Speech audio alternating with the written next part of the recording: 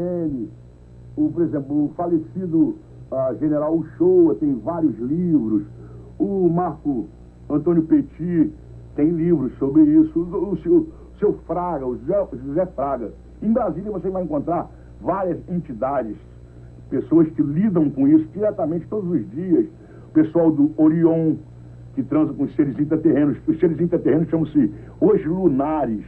São naves que nos visitam, são seres que já habitam a Terra há milhares de anos.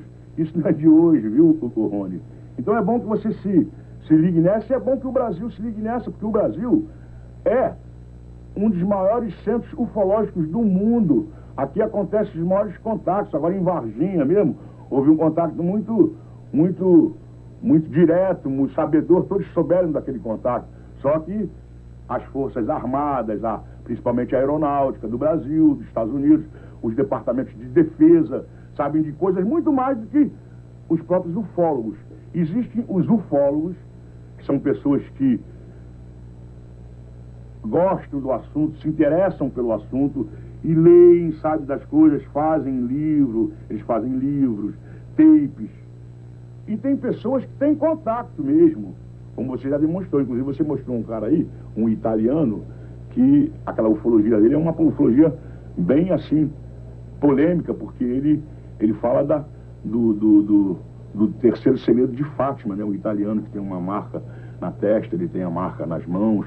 Então existe muita... A ufologia hoje em dia é uma coisa que todos já conhecem. O estudo de naves, de seres extraterrenos e intraterrenos. É muito bom ressaltar o intraterreno, porque as pessoas ficam assim, o que é isso? São seres que habitam o centro da Terra há milhares de anos, entendeu? A iobiose é um estudo disso, dos caminhos que existem subterrâneos, entendeu? Existem naves que visitam esses seres também. Tim Maia, você é sensacional, eu sou seu fã. E olha só o que tem no próximo bloco, meu amigo. Ser direta, objetiva e científica. Por exemplo, o senhor José Fraga, no livro dele, ele demonstra aqui as características das naves, quantos viajam nas naves, sempre tem um sensitivo, existe um programador, né, de voo, de bordo, existe sempre um comandante. Quer dizer que o senhor José Fraga mostra aqui a nave 1, com seus tripulantes, a nave 2 e a nave 3.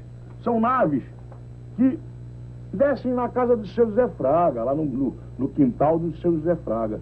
É um senhor contactado. Vou falar uma coisa aqui, e os ufólogos não gostam muito de falar sobre isso, mas é verdade. Existem vários tipos de seres que nos visitam.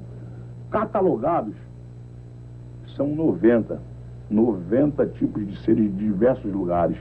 Existem os bons, os legais, e existem os que gostam de fazer experimento, gostam de levar seres para lá, sem dar a mínima satisfação do que estão fazendo, o que é, o que não é.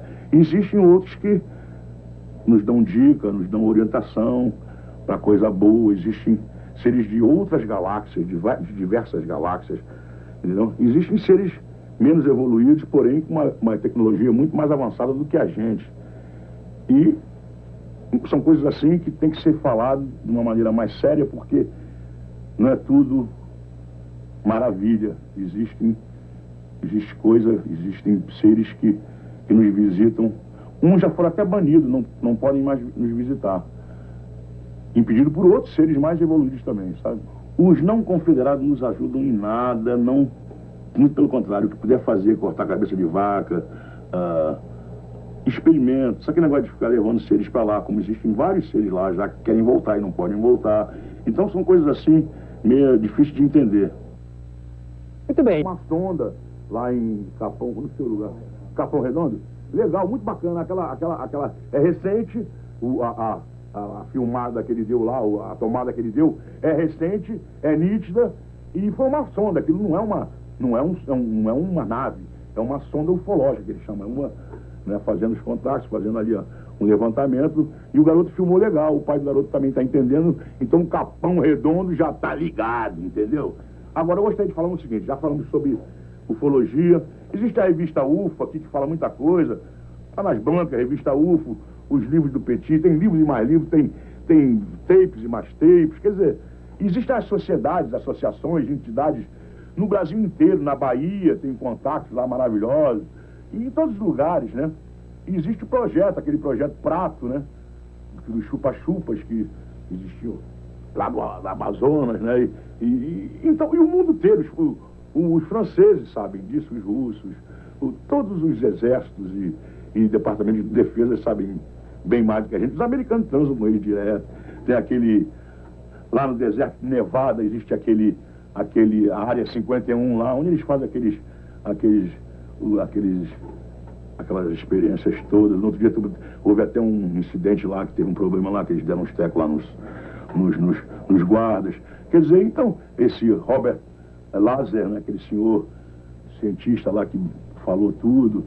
Então, é uma coisa assim, que é só você querer saber. Ufologia, existe, por exemplo, simpósios e congressos no mundo inteiro, quase que diariamente. Diariamente, o mundo discute sobre seres extraterrenos, sobre naves e sobre ufologia. Quer dizer que não é uma coisa assim tão assim, não. É só baixar a bola e fazer a coisa séria. Maia, brigadão pra você. Bem, sonda, OVNI ou um farol de avião que caiu do céu? Bem, nesse tiroteio de opiniões, a realidade saiu atrás de um especialista, fora o Tim Maia. Marcos Antônio Petit fala desses mistérios que flutuam nos nossos pensamentos. Da década de 80 para a década de 90, nós tivemos um acréscimo de cerca de 250% a nível de contatos, em termos gerais, e de avistamentos no mundo inteiro, inclusive no Brasil. Tudo indica que nós estamos dentro, possivelmente, de um processo de preparação de algum tipo de acontecimento em maior escala, quando, possivelmente, a nossa humanidade vai ter que ficar frente a frente a essas civilizações extraplanetárias. Os astronautas têm documentado cada vez mais, com mais frequência, esses objetos, conseguindo, inclusive, filmagens de excelente qualidade na órbita terrestre. Isso tanto em relação aos russos, como também em relação aos norte-americanos, né? Inclusive, vazaram recentemente várias filmagens que documentam de maneira definitiva esses contatos mantidos pelos nossos astronautas, principalmente americanos, na órbita terrestre. Essas filmagens foram feitas no ano de 93 e também no ano de 1991, quando formações inteiras dos chamados esquadores foram filmadas de maneira bastante detalhada pelos astronautas americanos.